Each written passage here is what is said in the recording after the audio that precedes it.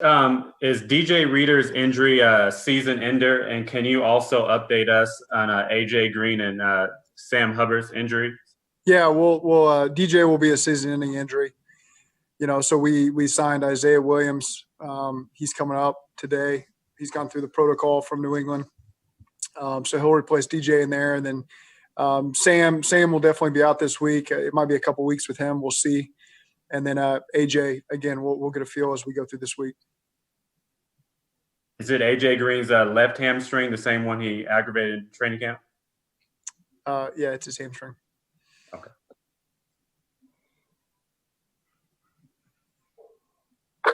What does the loss of DJ do? Can you just talk a little bit about what you had seen from him and how big of a loss that is for you guys? I've been nothing but impressed by DJ. Just the his effort on every single play, not only his talent level, but just his overall effort on every single play, and really the leadership that he had provided. He's no nonsense, comes in here, gets the work done, has high expectations for around him. Just everything you'd hoped for when you sign the guy without knowing him too well. Just been really impressed with DJ, and even his attitude last night, just about the direction of the team and his plans for when he comes back healthy. Just says a lot about DJ. What about Coach? Gino get more snaps? Will he increase the number of snaps with respect to the injury here? Is he increase it? Yeah, we'll be smart. It's I think he got the right amount of snaps coming off his time that he spent off, and so we'll just continue to reevaluate that every week, depending on the plan, and see where his count should fit. Xavier Williams impressed you last week. After the first three possessions, you really held Baltimore in check. What do you think you found out about them that made you so effective? I think our staff did a really good job playing together, and our players believed in it, executed it.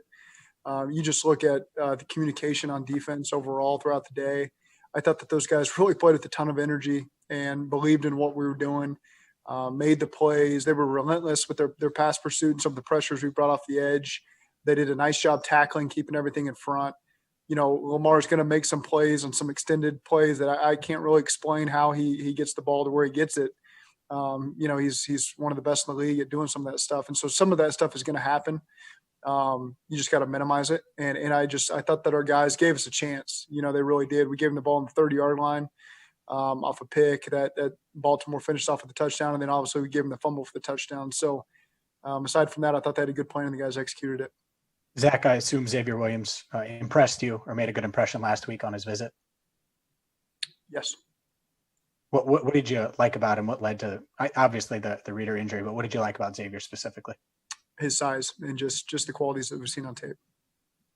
Zach, did you talk to AJ about maybe a sense of frustration more than just the injury? Did he mention anything to you today about that if you had a conversation with him?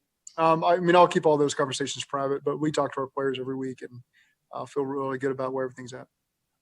Zach, with AJ? What happened to Dak Prescott and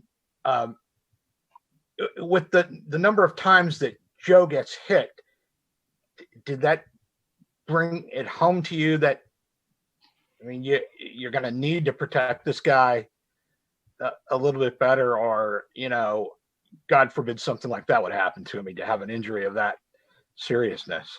Yeah, we're not going to play afraid. That's first and foremost. And when we know that you want to keep your quarterback upright, and everything factors into that: play calling, protection from all the other guys, and then the quarterback as well. So again, we're all accountable for that, and we all want to keep him upright.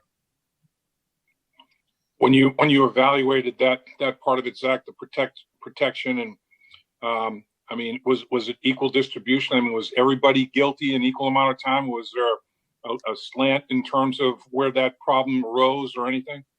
I would say there were three, and they weren't all sacks, but there were three just straight up protection busts where free runner came that should not have been coming, and again, every position's accountable for that. And then there's other times where the coverage is really good, and on first and second down, we got to do a better job just staying in normal down and distances, and that comes from myself as well.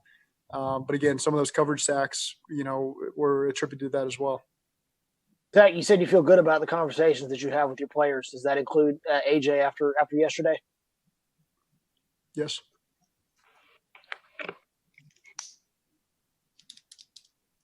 I mean, it looked like, we haven't talked to him yet. It looked like he was very frustrated with his role and his rotation. I mean, did you see the video? Do you have any comments on what was said on the sideline? No, I have no comments. Do you feel like the receivers are being open enough, or do you feel like that's part of some of the issues yesterday? And if there has been stops and starts with the offense over the course of the year? No, I think yesterday, that's one of the top. They got two Pro Bowl corners, and one of the best fronts in all of football. I put that front in the top 5 of all football, and so they've caused a lot of issues for teams over the last 2 years. We're not the first to fit that, and there's a certain approach you got to take when you play them. You got to be smart, be efficient on first, second down. You can't be in second 15 and third and 15 all day like we were, and turn the ball over 3 times. Really, 14 of those led to points. And in a game like that, we're really you just can't have that if you intend to compete with them. And I feel like the receivers have done a really nice job. And there's going to be snaps when you're playing against Humphrey and Marcus Peters and some of those guys where it's tough. You got to really work to get open, and everything's going to have to work on time. But no, I would say that the receivers have done a nice job. Coach, did you have any conversation with Logan and Akeem? Both of those young men had opportunities, and you're going up against Phillip Rivers, obviously a good quarterback, but also has a propensity to make mistakes, and those are the kind of plays you need if you're going to win in this league. Yeah, I know we got the turnover, but we could have had more, and there's no conversation needed. They know we harp on turnovers all week in practice and the meetings, and they understand that those are plays that we need to make. They're there. There was a couple others as well that we could have had. When you're playing good football teams, you need to take advantage of every opportunity you get. And I'm more confident that they're going to get those. Logan got another one the other day, and those guys are going to continue to do a good job for us. But really impressed with the direction that they're headed, at the linebacker position particularly. What did you think of Geno Atkins yesterday, and what is the next step for him going forward? It's good to have Geno back. He brings a certain energy and quickness in there, and that veteran experience that's going to be good. And he's only going to continue to improve as we go forward.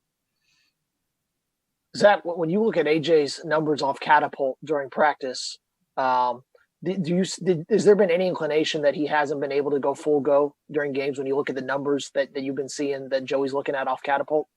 No. Coach, how hard is it to balance? You have a unique blend of, guys like AJ Green, Carlos Dunlap that have been here for a decade, Geno Atkins, and then young guys as well, T. Higgins and Joe Burrow. How hard is it to balance that aspect and coach guys that are maybe a couple years younger than you, and then guys that are 15 years younger than you? It's not. I would say it's difficult to balance. That's important for any football team to have that blend of experience and young guys that are talented, that can learn from some of the older guys who have been around and can still play at a high level and have a lot to give to those younger players. And I think that's what's important about the veterans that we have in this building is they're willing to share that. They're willing to help bring those guys along up front. They're not selfish in that, hey, this guy's competing in my position. It's more of what can I do to help this player come along quickly and help the team. And that's one thing I've been really appreciative of with just the guys that we got in that locker room that you would call veterans. Coach, when you said there were protection busts, was it due to confusion where, he shows 7 or 8 guys, which 4 are coming? Sometimes a corner and a safety might come with 2 defensive linemen and others are dropping. I mean, were the protection busts due to confusion like that with respect to assignments? No. 2 of the 3 were very standard week to week. Should be no issues. One of them we should pick up, but it was I thought 2 of them were pretty simple. Okay.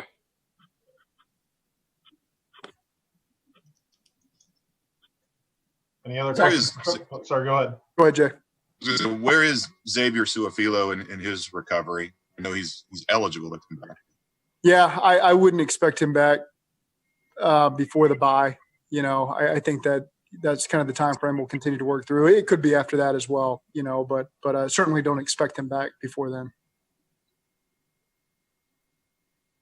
Any updates on John Ross's? I know he was out last week with an illness. I don't have an update on him today, but I know that he was not feeling well on Friday and Saturday, and then we just made the decision to leave him back just because everything going on, no sense in bringing a guy who's been sick traveling on the plane. You obviously talk all the time about culture and the importance of creating it here. Where do you feel like that's at? Do you feel like you're there yet? Where on that spectrum do you feel like you're at, and what kind of are the signs that you look for to see where you're at? Yeah, it's going to sound crazy to hear me say this, but some of the things that I saw on Sunday were some of the most encouraging things I've seen here from that aspect that you mentioned. I had a defense that really was provided no relief by the offense over the course of the day, that kept believing that they could do their part to help us win that game, and never let up for 1 second. Offensively, no heads down. Guys were still optimistic going through. We were facing some tough times. There's no question about that. And so those guys kept believing in what they were doing and kept feeling like we were going to break through on that dam. We needed to get points on the board at some point. We just couldn't get it done. And shot ourselves in the foot a lot of ways. But the belief that you felt just from being around the players was that game was never out of hand, despite it probably looking like it on the scoreboard. We still felt like, even at 20-0, if we could just get some momentum on offense and get a touchdown, then we could try to get ourselves back in it. But again, just encouraged by the nature of don't get it twisted. Guys are upset that we lost and very discouraged by that. But certainly this is just a bump in the road for us. We're not going to let the momentum that we've been building the weeks prior be affected by this, because there's still a lot of belief that we can go forward and do some great things in the upcoming weeks. Joe mentioned that after the game, he mentioned that he needs to get the ball out of his hand quicker. Do you concur? I think that we can all do a better job. It takes all 11, the play caller. When you face a defense like that gets a lead, and then they're just going to throw the whole kitchen sink at you. It takes all of us to be on the same page and make sure that we're executing quickly and at a high level. And we just weren't good enough at that yesterday.